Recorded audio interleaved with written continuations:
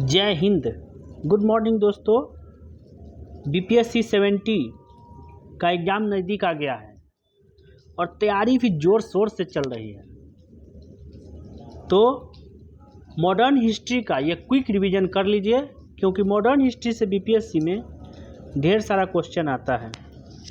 तो बिना समय गवाए हम लोग शुरू करते हैं मॉडर्न हिस्ट्री चैप्टर 1। भारत में यूरोपियों का आगमन। चलिए इसको बड़ा कर लेते हैं।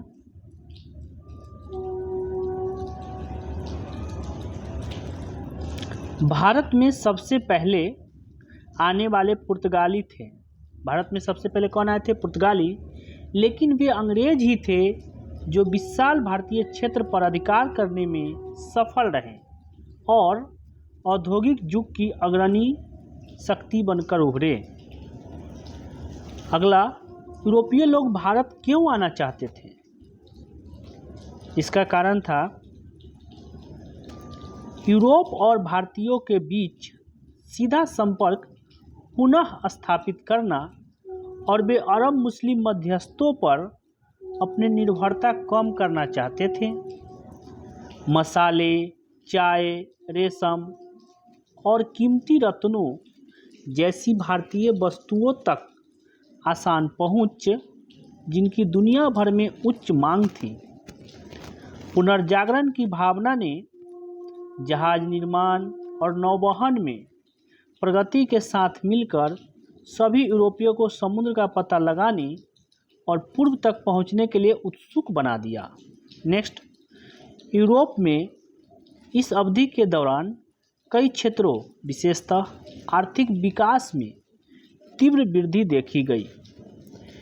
इस आर्थिक समृद्धि ने विलासिता की वस्तुओं को, विशेष रूप से खाना पकाने और संरक्षण के लिए उपयोग किए जाने वाले मसालों की मांग को बढ़ा दिया। अब हम समझते हैं पुर्तगाली भारत में सबसे पहले क्यों पहुंचे। पुर्तगाली ही भारत में सबसे पहले क्यों पहुंचे? इसके कई कारण थे। पहला, पुर्तगाल ने इस्लाम के खिलाफ अपने प्रतिरोध में ईसाई जगत का नेतृत्व करता था। इस प्रकार वे सभी भौगोलिक क्षेत्रों में अपना प्रभुत्व बढ़ाना चाहते थे। दूसरा, पुर्तगाल के राजकुमार हेनरी, जिन्हें नेविगेटर के नाम से भी जाना जाता है, को वर्ष 1454 में पोप निकोलस V द्वारा एक अधिकार पत्र दिया गया था, जिससे उन्हें भारत तक पूर्वी तटों का अन्वेषण करने का अधिकार मिला था। वर्ष 1497 में टार्डेसिल्स की संधि, जो कि 1494 में हुआ था, उसके अनुसार पुर्तगाल और स्पेन ने गैर ईसाई दुनिया को केप बर्डे द्वीप समूह से 1300 मील पश्चिम में अटलांटिक महासागर में एक काल्पनिक रेखा द्वारा पुर्तगाल और स्पेन विभाजित हुआ। पुर्तगाल को रेखा के पूर्व के क्षेत्रों पर दावा करने और कब्जा करने का अधिकार दिया गया था, जबकि स्पेन पश्चिम के क्षेत्रों पर ऐसा कर सकता था। इस विभाजन ने भारत के आसपास के जल क्षेत्रों में पुर्तगाली उद्यमों के लिए मंच तैयार किया। नेक्स्ट, वर्ष 1487 में बार्थोलोमियो दियास ने केप ऑफ गुड होप आशा अंतरिक्ष का चक्कर लगाया और इसे भारत समझकर अफ्रीका के पूर्वी तट, बोले तो दक्षिण अफ्रीका के नज़दीक, हालांकि पूर्वी तट पर पहुंच गया। हालांकि मई 1498 में पुर्तगाली अंततः भारत पहुंचा, वास्को डी गामा जो पहुंचा था। चलिए आगे देखते हैं। भारत में महत्वपूर्ण पुर्तगालियों के आगमन का कालानुक्रम। सबसे पहले वास्को डी गामा 1498 में आया। वह वर्ष 1501 में पुनः भारत आया और किन्नौर में एक व्यापारिक कारखाना स्थापित किया। चलिए आगे देखते हैं। अब वास्को डी गामा का दे दिया है पहला यात्रा के बारे में। वर्ष 1498 में अब्दुल मजीद नाम के एक गुजराती नाविक के नेतृत्व में भारत पहुंचा। कौन? Vasco D gamma. उसका जमोरिन यानी कलिकट के शासक द्वारा दोस्ताना स्वागत किया गया, जिसके माध्यम से वह काली मिर्च के व्यापार से भारी मुनाफा हासिल करने में सक्षम हुआ। वास्को डी गामा 3 बार भारत का दौरा किया, 1498, 1501 और 1524 में। उसके तीसरी बार आगमन के 3 महीना के बाद 1524 में कोचीन में उसकी मृत्यु हो गई। अगला जो है पुर्तगाली पेड्रो अल्वारेज कैब्रेल। कैब्रेल का क्या हुआ? मसालों के व्यापार के लिए यात्रा शुरू किया ये, और सितंबर 1500 में कालीकट में एक कारखाना स्थापित किया। जब कालीकट में पुर्तगाली कारखाने पर हमला किया गया तो संघर्ष शुरू हो गया, जिससे पुर्तगाली हताहत हुए। जवाबी कार्रवाई में ये जो कैब्रेल थे, अरब व्यापारी जहाज को जब्त कर लिया, जिससे जान माल का काफ़ी नुकसान हुआ। माल जब्त कर लिया गया और जहाज़ों को जला दिया गया। कैब्रेल द्वारा कालीकट पर बमबारी की गई। संघर्ष के बावजूद कैब्रेल ने बाद में कोचीन और कन्नानोर में स्थानीय शासकों के साथ अनुकूल संधियों पर सफलतापूर्वक बातचीत की। अगला है फ्रांसिस्को डी अल्मेडा। 1505 में पुर्तगाल के राजा ने फ्रांसिस्को डी अल्मेडा को भारत का गवर्नर नियुक्त किया। अल्मेडा का मिशन क्या था? पुर्तगाली स्थिति को मजबूत करना, मुस्लिम व्यापार को नष्ट करना और अदन, हरमुज और मलक्का पर कब्जा करना था। उन्हें अंजादीवा, कोचीन, किन्नौर और किलवा में किले बनाने की सलाह दी गई थी। जमोरिन के विरोध और मिस्र के मामेलुके सुल्तान की धमकी का सामना करना पड़ा। किसको? ये अल्मेडा को। वेनिस के व्यापारियों के समर्थन से मिस्रवासियों ने पुर्तगाली हस्तक्षेप का मुकाबला करने के लिए एक बेड़ा खड़ा किया। 1507 में मिस्र और गुजरात की संयुक्त नौसेना मिल करके द्वीप के पास एक नौसैनिक युद्ध में एक पुर्तगाली स्क्वाड्रन को हरा दिया। अब इसमें क्या हुआ?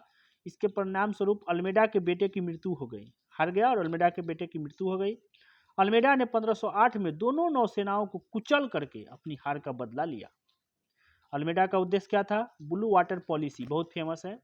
कार्टेज सिस्टम लगा था, ब्लू वाटर पॉलिसी को लागू करके पुर्तगालियों को हिंद महासागर का स्वामी बनाना था, इसका उद्देश्य था। अगला है Alfonso de Albuquerque. Almeida Bharat में पुर्तगाली गवर्नर के रूप में सफल हुए, ठीक, और उन्हें पूर्व में पुर्तगाली शक्ति का वास्तविक संस्थापक माना जाता है। चलिए आगे देखते हैं।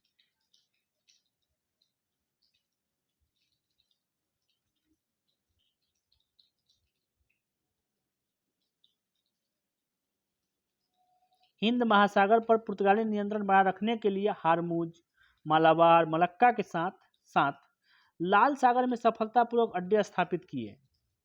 उन्होंने अन्य जहाज़ों के लिए कार्टेज सिस्टम शुरू की। वर्ष 1510 में बीजापुर सुल्तान से गोवा का अधिग्रहण किया। ये सब कौन कर रहा है? ये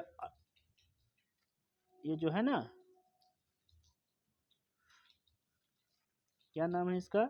अल्फांसो डी अल्बुकर्क, ये सब काम कर रहा है, ठीक है। गोवा का अधिग्रहण कौन किया? Alfonso de Albuquerque.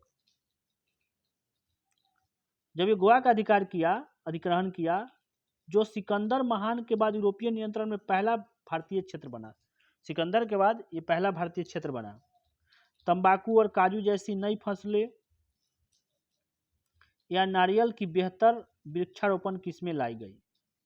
ईसाई जगत के पुर्तगाली नेतृत्व के कारण मुसलमानों का घोर उत्पीड़न। अल्बुकर्क ने सती प्रथा को समाप्त कर दिया और पुर्तगाली पुरुषों को स्थानीय लोगों से शादी करने के लिए प्रोत्साहित किया। गोवा और उत्तरी प्रांत में पुर्तगाली निवासी जमींदार बन गए, जिससे नई फसलें और बुनियादी ढांचा शुरू हुआ। अगला आया है नीनो दा कुन्हा।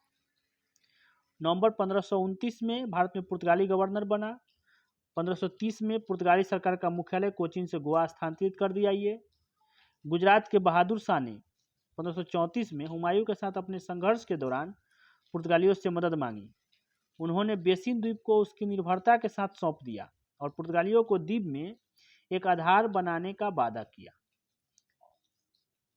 वर्ष 1536 में जब हुमायूं गुजरात से वापस चला गया तो संबंधों में विकृति आ गई। शहर के निवासियों के पुर्तगालियों से लड़ने के कारण संघर्ष उत्पन्न हुआ। बहादुर शाह का उद्देश्य क्या था? विभाजन की दीवार खड़ी करना, जिससे पुर्तगाली के साथ बातचीत शुरू हो सके। वर्ष 1537 में बातचीत के दौरान गुजरात के शासक को पुर्तगाली जहाज पर बुलाया गया और बुला करके उसकी हत्या कर दी गई। दा कुन्हा का लक्ष्य क्या था? बंगाल में पुर्तगाली प्रभाव को बढ़ाना, पुर्तगाली नागरिकों को हुगली में अपना मुख्यालय बनाकर बसाना था। अब ये जानिए कि पुर्तगालियों के लिए अनुकूल परिस्थितियां कैसे हुई। गुजरात को छोड़ करके जिस पर महमूद बेगरा का शासन था, भारत के अन्य सभी हिस्से खंडित राज्य के अधीन थे। उनके पास एक मजबूत नौसेना थी पुर्तगाली के पास। अरब व्यापारियों में पुर्तगाली जैसा संगठन एवं एकता नहीं थी, अरब व्यापारी में नहीं था। पुर्तगालियों के जहाज़ों पर भी तोपें थी, जिससे उन्हें सैन्य बढ़त मिलती थी। पुर्तगालियों के अधीन भारत का प्रशासन कैसा था? पुर्तगाली नियंत्रण के अधीन प्रदेशों का भौगोलिक विस्तार। उनके नियंत्रण में महत्वपूर्ण क्षेत्र थे कौन कौन? गोवा, मुंबई, दमन द्वीप, साथ ही दक्षिण में व्यापारिक चौकियां और पूर्वी तट पर सैन्य चौकियां, जैसे चेन्नई में सैनथोम और तमिलनाडु में नागपट्टिनम। मैंगलोर, कालीकट, कन्नौर और कोचीन जैसे शहर पुर्तगालियों के लिए महत्वपूर्ण व्यापार केंद्र बन गए। 16वीं शताब्दी में पश्चिम बंगाल में हुगली एक बहुत ही महत्वपूर्ण बस्ती बन गई। प्रशासन की संरचना कैसा था पुर्तगाली का? वायसराय प्रशासन का प्रमुख होता था और उसका कार्यकाल 3 वर्ष का होता था। बाद के वर्षों में वायसराय को सचिव के साथ साथ एक परिषद का भी समर्थन प्राप्त था। ठीक है।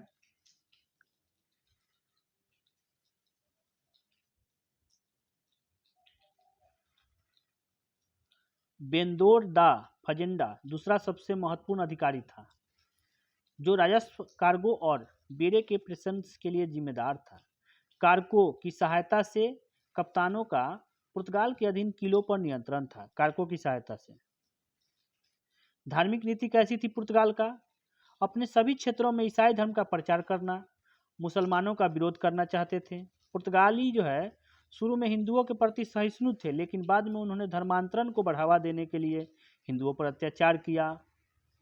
पादरी रोडक्लफो एक्वाविवा और एंटोनियो मोनसेरेट को वर्ष 1580 में मुगल सम्राट अकबर के दरबार में भेजा गया, ठीक, और उनके साथ सम्मानपूर्वक व्यवहार किया गया। हालांकि लगातार प्रयासों के बाद भी अकबर को परिवर्तित करने की पुर्तगाली उम्मीदें कभी भी वास्तविक नहीं बन पाई। मुगलों के साथ राजनीतिक संबंध कैसा था पुर्तगाल का? अकबर और जहांगीर ने पादरियों के साथ सम्मानपूर्वक व्यवहार किया, जिससे शुरुआती वर्षों में अच्छे संबंध रहे। वर्ष 1608 में British captain William Hawkins Jahangir के दरबार में आया, उनका पक्ष लिया, जैसा कि उन्हें दिए गए व्यापारिक सुविधाएं देकर जाना जा सकता है। इसने पुर्तगालियों को हिंद महासागर में उनके नए प्रतिद्वंदी अंग्रेजों के खिलाफ जवाई कार्रवाई करने के लिए मजबूर कर दिया। पुर्तगाली समुद्री डकैतों के कृत्यों ने भी मुगल सरकार को परेशान कर दिया, जिससे संबंधों में तनाव पूर्ण हो गए। शाहजहां के शासनकाल में क्या हुआ? तो शाहजहां के शासनकाल में पुर्तगालियों ने वे सभी सुविधाएं खो दी जो उन्हें सम्राट अकबर के समय मुगल दरबार में प्राप्त थी। उन्होंने नमक के निर्माण पर एकाधिकार कर लिया, अपना एक कस्टम हाउस बनाया, तंबाकू पर शुल्क लगाने को सख्ती से लागू कर दिया। पुर्तगाली क्रूर और अमानवीय दास व्यापार में लगे हुए थे। हिंदू और मुस्लिम बच्चों को खरीद रहे थे या जब्त कर रहे थे, उन्हें ईसाई बना रहे थे। उन्होंने अपनी गतिविधियों के दौरान मुमताज महल की 2 दासियों को पकड़ लिया। बताइए। जवाब में शाहजहां ने बंगाल के गवर्नर कासिम खान को पुर्तगाली के खिलाफ कार्रवाई करने का आदेश दिया। 24 जून 1632 को हुगली पर मुगलों की घेराबंदी शुरू हुई, जिसके परिणाम स्वरूप 3 महीना के बाद हुगली पर कब्जा कर लिया गया। पुर्तगाली भाग गए और मुगलों के पक्ष में 1000 लोग मारे गए, लेकिन 400 कैदियों को आगरा ले गए। कैदियों को इस्लाम अपनाने या गुलाम बनाने का विकल्प दिया गया। पुर्तगाली के पतन के क्या कारण थे? मिस्र, फारस के साथ साथ उत्तर भारत में शक्तिशाली राजवंशों के उदय ने प्रारंभिक वर्षों में उनकी प्रतिस्पर्धा बढ़त को खो दी। बलपूर्वक धर्मांतरण जैसी धार्मिक नीतियों ने मुस्लिम और हिंदू दोनों शासकों को उनके खिलाफ कर दिया। समुद्री लुटेरे के रूप में पुर्तगाली की बदनामी और हिंसा के अत्यधिक प्रयोग ने से स्थानीय शासकों में आक्रोश फैल गया। ठीक है।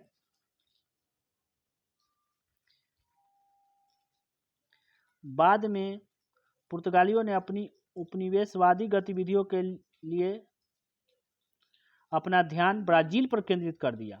ये भी एगो पतन के कारण था, जिसके कारण भारतीय क्षेत्रों की उपेक्षा हुई। अब पहले गोवा की तुलना में ब्राजील पुर्तगाल के विदेशी साम्राज्य का आर्थिक केंद्र बन गया। स्पेन और पुर्तगाल के संघ ने इंग्लैंड और हॉलैंड के साथ स्पेन के युद्धों पर अधिक ध्यान केंद्रित किया, जिससे भारत पर पुर्तगाली एकाधिकार का नुकसान अपरिहार्य हो गया। अन्य औपनिवेशिक शक्तियों जैसे कि डच, अंग्रेज अब भारत के समुद्री मार्ग का ज्ञान था, जिससे पुर्तगाली की पहले की बढ़त कम हो गई। पुर्तगालियों का क्या महत्व है? भारत में आया पुर्तगाली तो उसका क्या महत्व है? पुर्तगाली के उत्थान ने क्षेत्रीय शक्तियों के खिलाफ प्रभुत्व के यूरोपीय युग की शुरुआत की, जो पहले से ही अपनी पकड़ बनाए हुए थे। पुर्तगाली भारत आने वाले पहले विदेशी नौसैनिक शक्ति थे।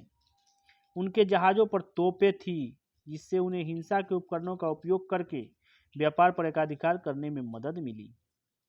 उन्होंने अपने जहाज़ों से बॉडी कवच, मैचलॉक मैन और बंदूकों के उपयोग के माध्यम से सैन्य नवाचार का प्रदर्शन किया। उन्होंने अपनी पैदल सेना को संगठित करने और स्पेनिश मॉडल का भी उपयोग किया, जिसे बाद में फ्रांसीसी, अंग्रेज और मराठा ने भी इस तरह की रणनीति का उपयोग करके अपनाया। स्पेनिश मॉडल को बेहतर जहाज निर्माण तकनीकी ने उन्हें हर मौसम में समुद्र में यात्रा करने में मदद की।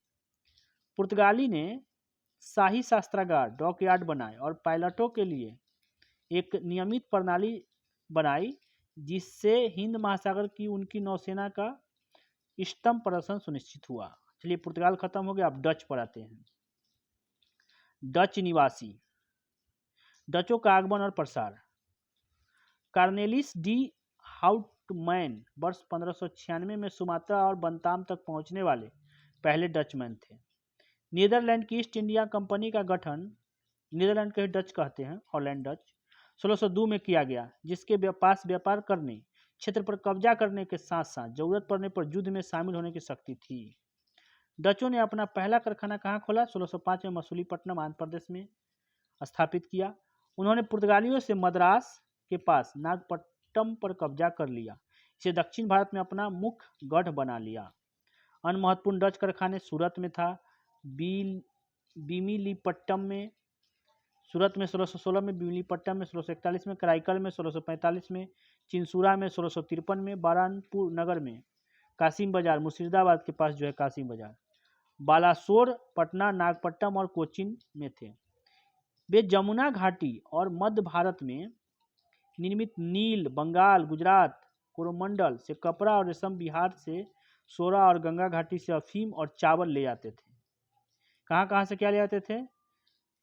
यमुना घाटी और मध्य भारत में निर्मित नील, बंगाल, गुजरात और कोरोमंडल से कपड़ा, रेशम, बिहार से सोरा और गंगा घाटी से अफीम और चावल ले आते थे।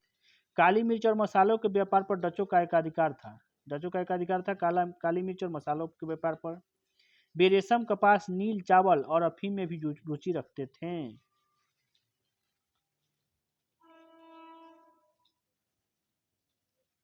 डचों का पतन, डच का ज़्यादा नहीं है, इसका पतन देख लीजिए कैसे पतन हो गया डच का।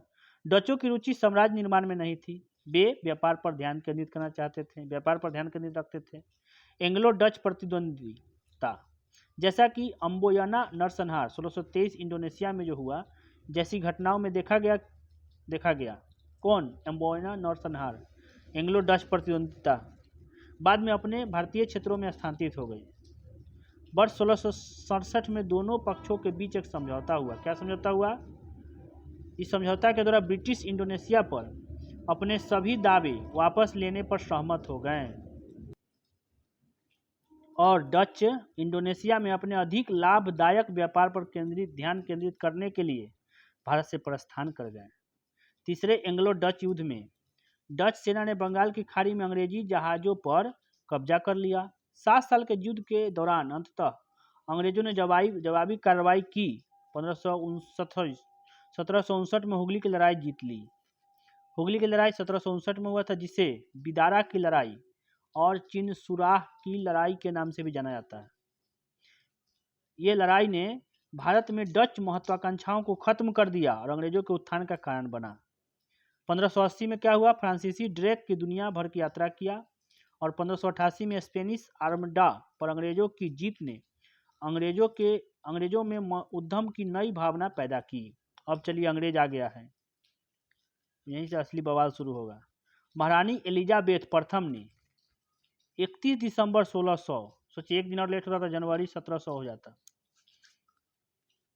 ईस्ट इंडीज में विशेष व्यापारिक अधिकारों के साथ, कंपनी का क्या नाम था, governor and company of merchants of London trading into the east Indies, यह कंपनी था। इसके लिए चार्टर जारी किया जिसे बाद में अनिश्चित काल के लिए बढ़ा दिया। कैप्टन हॉकिंस जो है 1609 में एक फैक्ट्री स्थापित करने और व्यापार रियायती हासिल करने के उद्देश्य से जहांगीर के दरबार में आया। ठीक है। 1611 में क्या हुआ, अंग्रेजों ने मसूलीपट्टनम में व्यापार शुरू किया और 1616 में वह एक कारखाना स्थापित किया। कैप्टन थॉमस बेस्ट ने 1612 में सूरत के तट पर पुर्तगालियों को हरा दिया, जिसके परिणाम स्वरूप जहांगीर ने 1613 में अंग्रेजों को सूरत में कारखाना स्थापित करने की अनुमति दे दी। सर थॉमस रो जेम्स प्रथम के एक मान्यता प्राप्त राजदूत था। सर थॉमस रो 1615 में आया और फरवरी 1619 तक रहा।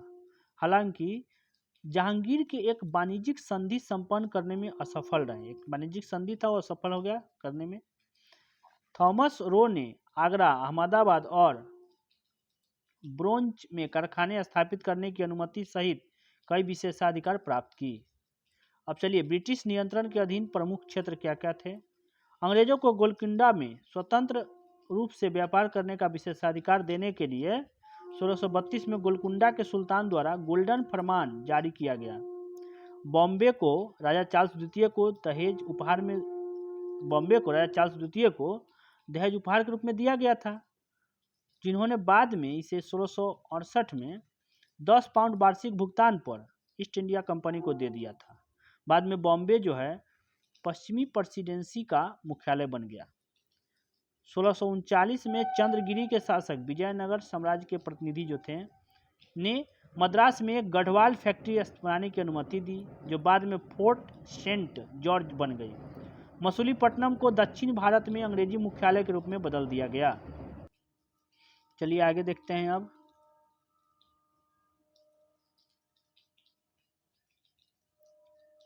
अंग्रेजों ने अपनी व्यापारिक गतिविधियों को पूर्व की ओर बढ़ाया और वर्ष 1633 में महानदी डेल्टा के हरिहरपुर और बालासोर उड़ीसा में कारखाने स्थापित किए। बंगाल में शाह सुजा ने वार्षिक भुगतान के बदले में अंग्रेजों को व्यापार करने की अनुमति दी। बाद में हुगली 1651 में, कासिम बाजार पटना में कारखाने स्थापित किए गए।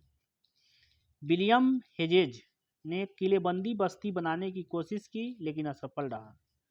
जॉब चार्नोक समझौता में सफल रहा और उन्होंने एक संधि पर हस्ताक्षर किया, जिसके तहत 1691 में सूतानूती में एक अंग्रेजी कारखाना की अनुमति दी गई।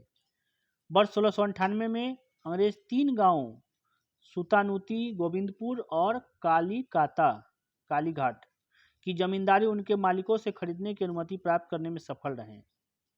वर्ष 1700 में क्या हुआ, इस किलेबंदी बस्ती का नाम फोर्ट विलियम रखा गया, जब यह पूर्वी प्रेसिडेंसी पद कलकत्ता की सीट भी बनी और सर चार्ल्स आयर इसके पहले अध्यक्ष बने। Sir Charles Eyre.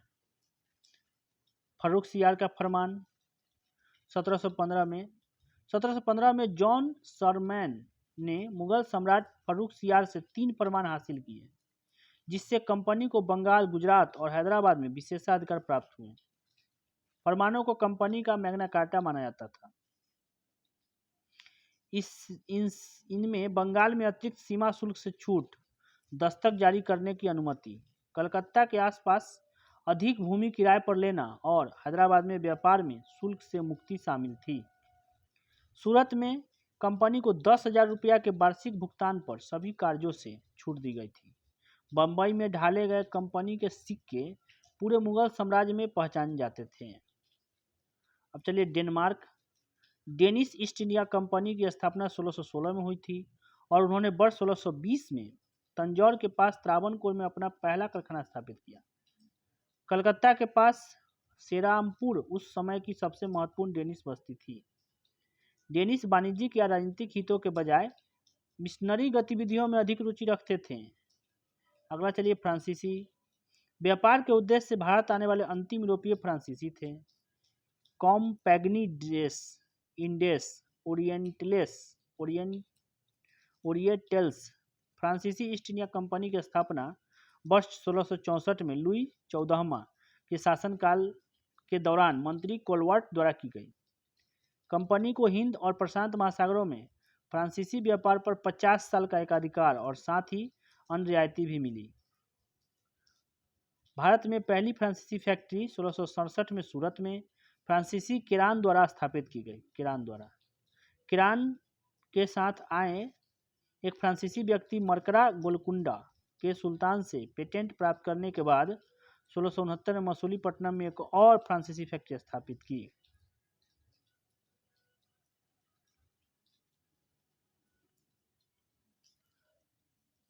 वर्ष 1673 में फ्रांसीसियों ने बंगाल के मुगल सूबेदार शाइस्ता खान से कलकत्ता के पास चंद्रनगर में एक टाउनशिप स्थापित करने की अनुमति प्राप्त की। फ्रांसिस मार्टिन को 1674 में शेर खान लोदी द्वारा बीजापुर द्वारा पांडिचेरी का स्थान प्रदान किया गया था। बाद में पांडिचेरी भारत में फ्रांसीसियों का मुख्य केंद्र बन गया। अन्य महत्वपूर्ण फ्रांसीसी व्यापार केंद्र माहे, कराईकल, बालासोर थे, जिन्होंने भारत में उनके विस्तार में मदद की। वर्ष 1693 में डचों ने पांडिचेरी पर कब्जा कर लिया, लेकिन बाद में रेजविक की संधि के तहत फ्रांसीसियों को वापस दे दिया गया। बाद में 1720 और 1742 के बीच गवर्नर लेनोर और डुमास के नेतृत्व में फ्रांसीसी कंपनी को पुनर्गठित किया गया। कर्नाटक युद्ध सर्वोच्चता के लिए आंग्ल फ्रांसीसी संघर्ष। प्रथम कर्नाटक युद्ध 1740 से 48। कर्नाटक यूरोपीय लोगों द्वारा कोरोमंडल तट और उसके भीतरी इलाकों को दिया गया नाम था। ऑस्ट्रियाई उत्तराधिकारी युद्ध के कारण यूरोप में हुए एंग्लो फ्रेंच युद्ध का विस्तार था। ये पहला कर्नाटक युद्ध 1748 में एक्स-ला सापेल की संधि पर हस्ताक्षर के साथ ही यह समाप्त हो गया, जिसने ऑस्ट्रियाई युद्ध को समाप्त कर दिया और मद्रास को अंग्रेज को वापस सौंप दिया। प्रथम कर्नाटक युद्ध को सेंट थॉम की लड़ाई द्वारा चिन्हित किया गया था, जहां कैप्टन पैराडाइज के तहत एक छोटी फ्रांसीसी सेना ने कर्नाटक के नवाब अनबरुद्दीन और महफूज खान की सेना को हराया था। इस जीत ने दक्कन में एंग्लो फ्रांसीसी संघर्ष में एक अनुशासित सेना की प्रभावशीलता और नौसैनिक बल के महत्व को उजागर किया। द्वितीय कर्नाटक युद्ध 1749 से 54। प्रथम कर्नाटक युद्ध में सफल फ्रांसीसी गवर्नर डुप्ले थे। उन्होंने दक्षिण भारत में फ्रांसीसी प्रभाव को बढ़ाने का प्रयास किया। यह युद्ध निजाम उल मुल्क हैदराबाद के स्वतंत्र राज्य के संस्थापक जो थे निजाम उल मुल्क की मृत्यु के बाद उत्तराधिकार संघर्ष के कारण हुआ था, जिसमें फ्रांसीसी ने क्रमशः दक्कन और कर्नाटक में मुजफ्फरजंग चंदा साहिब के दावों का समर्थन किया था, जबकि अंग्रेज जो है नासिर जंग और अनवरुद्दीन के पक्ष में थे। अम्बुल की लड़ाई 1749 में मुजफ्फरजंग चंदा साहिब और फ्रांसीसी ने अम्बुल की लड़ाई में अनवरुद्दीन को हराया। मुजफ्फरजंग दक्कन का सूबेदार बन गया। डुप्ले को कृष्णा नदी के दक्षिण में मुगल क्षेत्रों का गवर्नर नियुक्त किया गया। एक अंग्रेजी कंपनी एजेंट रॉबर्ट क्लाइव ने तिरुचिरापल्ली पर दबाव कम करने के लिए 1751 में अखरोट पर कब्जा कर लिया। 53 दिनों की घेराबंदी के बावजूद चंदा साहब अखरोट पर दोबारा कब्जा करने में विफल रहे। वर्ष 1752 में मोहम्मद अली ने चंदा साहब को फांसी दे दी। वित्तीय घाटे के कारण 1754 में डुप्ले को वापस बुला लिया गया और गोडहू उत्तराधिकारी बना।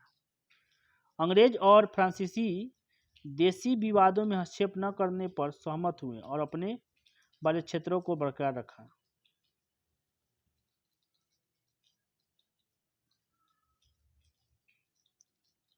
अब चलिए तृतीय कर्नाटक युद्ध। कर्नाटक युद्ध जो है ना अंग्रेज और फ्रांस में हो रहा है।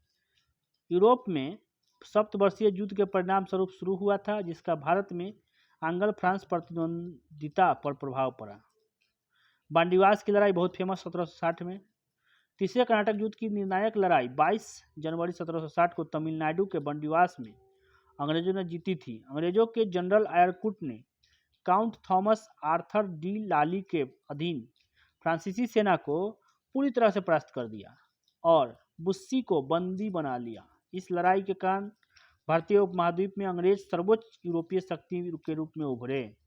पेरिस शांति संधि 1763 में फ्रांसीसी को उनके कारखाने लौटा दिए, लेकिन युद्ध के बाद उनका राजनीतिक प्रभाव खत्म हो गया। डुप्ले के बारे में थोड़ा जान लेते हैं। वर्ष 1741 में फ्रांसीसी उपनिवेश के महानिदेशक के रूप में कार्यभार संभाला। उसने पहले पांडिचेरी का भी कार्यभार संभाला था, जहां भी निजी व्यापार के कारण अमीर बन गया। एक सक्षम प्रशासक के रूप में जाने जाने वाले उन्होंने पांडिचेरी के चारों ओर किलेबंदी की। मुगल सम्राट और दक्कन के सूबेदार मुजफ्फर जंग ने डुप्ले का नवाब की उपाधि प्रदान किया। कर्नाटक युद्धों के दौरान वह अपनी राजनीतिक कौशल के कारण जाने गए और नवाब के संरक्षण में फ्रांसीसी हितों की रक्षा की। भारतीय सम्राटों के आंतरिक मामलों में हस्तक्षेप करने वाला पहला यूरोपीय डुप्ले था। उनके उम्मीदवारों हैदराबादों के लिए मुजफ्फर जंग और कर्नाटक के लिए चंदा साहब के जीतने के बाद उन्होंने डुप्ले का महत्वपूर्ण रियायतें दी। डुप्ले भारत में सहायक संधि की प्रथा का प्रवर्तक भी था, क्योंकि उसने हैदराबाद में एक फ्रांसीसी सेना रखी थी। द्वितीय कर्नाटक युद्ध में फ्रांसीसी की शुरुआती हार के कारण वर्ष 1754 में डुप्ले को वापस बुला लिया गया। इसे एक ऐतिहासिक भूल के रूप में देखा जाता है, जिसके कारण अंततः अंग्रेजी प्रभुत्व स्थापित हुए। डुप्ले बहुत अच्छा था। डुप्ले की कमजोरी क्या थी? वह पर्याप्त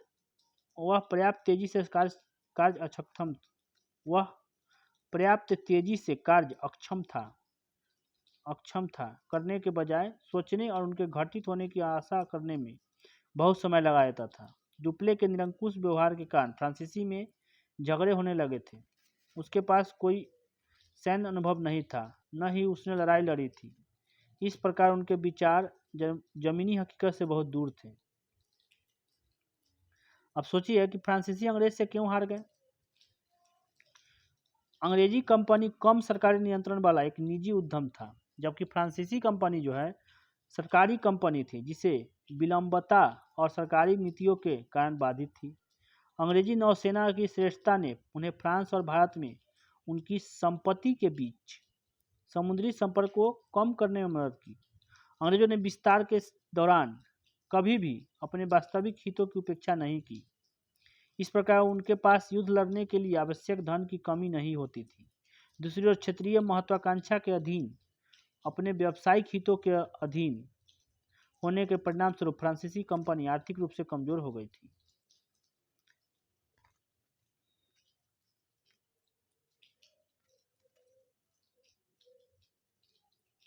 ब्रिटिश के पास हमेशा सर एयरकूट और रॉबर्ट क्लाइव जैसे बेहतर सैन्य कमांडर थे, जबकि फ्रांसीसी के पास केवल एक अच्छे सैन्य रणनीतिकार के रूप में डुप्ले था।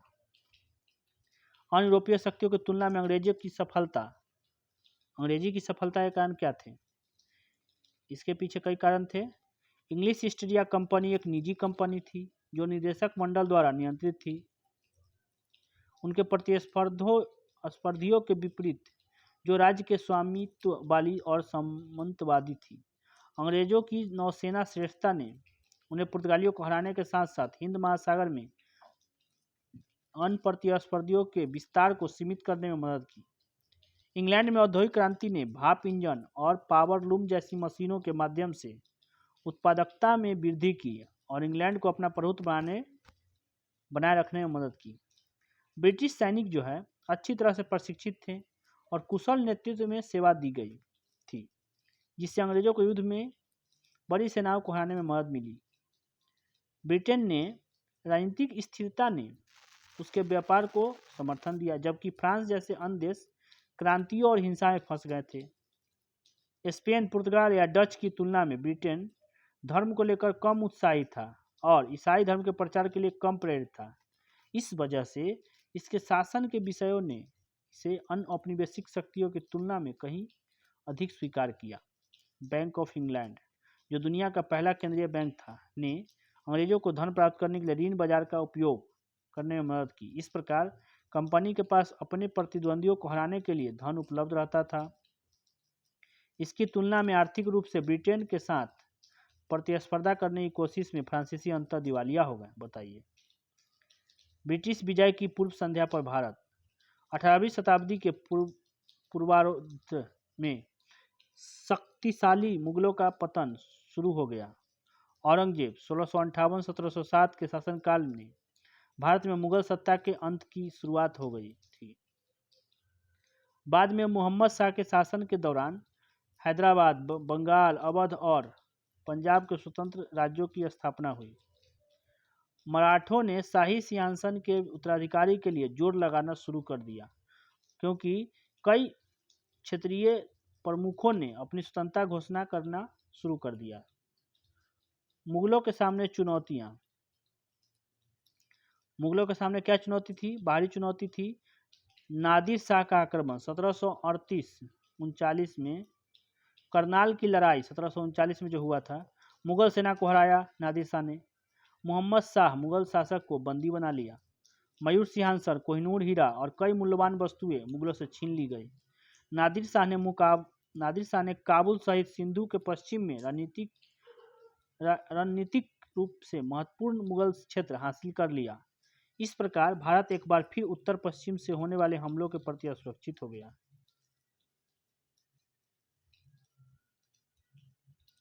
अहमद शाह अब्दाली का आक्रमण।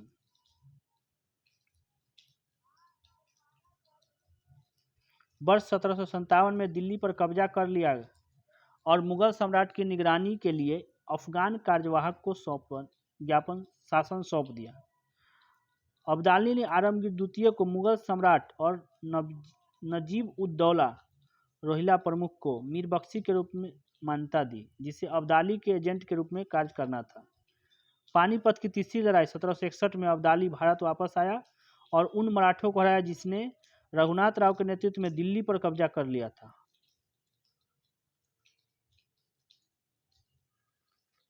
औरंगजेब के बाद कमजोर शासक।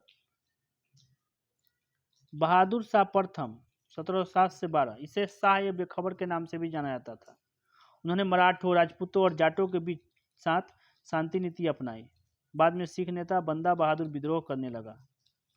जहांदार शाह 1712 से 13 जुल्फिकार खान की मदद से सम्राट बने, जिन्हें बाद में प्रधानमंत्री नियुक्त किया गया। उन्होंने साम्राज्य के वित्त को मजबूत करने के लिए इजारा प्रणाली की स्थापना की। जहांदार शाह ने जजिया कर समाप्त कर दिया। फर्रुखसियार, वह सैयद ब्रदर्स अब्दुल्ला खान और हुसैन अली की मदद से जहांदार शाह की हत्या के परिणाम स्वरूप सत्ता में आया, जो बाद में उनके दरबार में वजीर और मीर बख्शी बन गए। इसने धार्मिक सहिष्णुता की नीति का पालन किया, जैसा कि जजिया और तीर्थ यात्रा कर को समाप्त करने जैसे कदमों को देखा गया। वर्ष 1717 का फरमान देखकर अनजाने में अंग्रेज को आगे बढ़ने में सहायता की। बाद में 1719 में सैयद बंधुओं ने पेशवा बालाजी विश्वनाथ की मदद से फर्रुखसियार को गद्दी से हटा दिया। इस प्रकार फर्रुखसियार अपने सरदारों द्वारा मारा जाने वाला पहला मुगल सम्राट बना। फर्रुखसियार। रफी उद दराजत, सभी मुगलों शासकों में उनका शासनकाल सबसे छोटा था, 1719 में था। रफी उद दौला 1719 में शाहजहां द्वितीय की उपाधि धारण की। उन्हें सैयद बंधु द्वारा सिंहासन पर बिठाया गया था, जिन्हें सत्ता केंद्रित कर ली थी। मोहम्मद शाह रंगीला 1719 से 48, उन्होंने निजाम उल मुल्क की मदद लेकर सैयद भाइयों को मार डाला, जिन्होंने बाद में हैदराबाद के स्वतंत्र शासन राज्य की स्थापना की। उन्हें करनाल की लड़ाई 1739 में नादिर शाह से हार का सामना करना पड़ा और बाद में उन्हें कैद कर लिया गया। अहमद शाह बहादुर, उन्हें एक अक्षम शासक के रूप में देखा गया, जिसने राज्य मामलों को रानी मां उद्धम बाई के हाथों में छोड़ दिया। बाद में उद्धम बाई को किबला ए आलम की उपाधि दी गई। आलमगीर द्वितीय,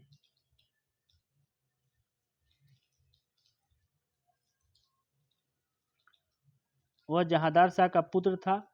ईरानी आक्रमणकारी अहमद शाह अब्दाली जनवरी 1757 में दिल्ली पहुंचा। उसने शासनकाल के दौरान जून 1757 में प्लासी की लड़ाई लड़ी। आलमगीर द्वितीय की हत्या कर दी गई। शाह आलम द्वितीय, इसके शासनकाल में दो निर्णायक लड़ाई हुई। पानीपत की तीसरी लड़ाई 1761 में और बक्सर की लड़ाई 1764 में। बक्सर की लड़ाई के बाद इलाहाबाद की संधि 1765 में हस्ताक्षर किए गए, जिसमें निम्नलिखित शर्तें लागू की गई शाह आलम द्वितीय के साथ। उसने अंग्रेजों को बंगाल, बिहार और उड़ीसा की दीवानी का अधिकार देने का एक फरमान जारी किया। उन्हें अंग्रेजी संरक्षण में ले लिया गया और उन्हें अंग्रेजों द्वारा पेंशन दी गई। अकबर शाह द्वितीय 1806 से 37, उन्होंने राजा राम मोहन राय को राजा की उपाधि दी। वर्ष 1835 में उनके शासनकाल के दौरान ईस्ट इंडिया कंपनी ने खुद को मुगल सम्राट की अधीनता के रूप में संदर्भित करना बंद कर दिया और सम्राट के नाम वाले सिक्के का उत्पादन बंद कर दिया। बहादुर शाह द्वितीय अंतिम मुगल सम्राट था। 1757 के विद्रोह के दौरान उन्हें भारत का सम्राट घोषित किया गया था। बाद में उन्हें अंग्रेजों ने पकड़ लिया और रंगून भेज दिया। ठीक है, तो आज यहीं तक।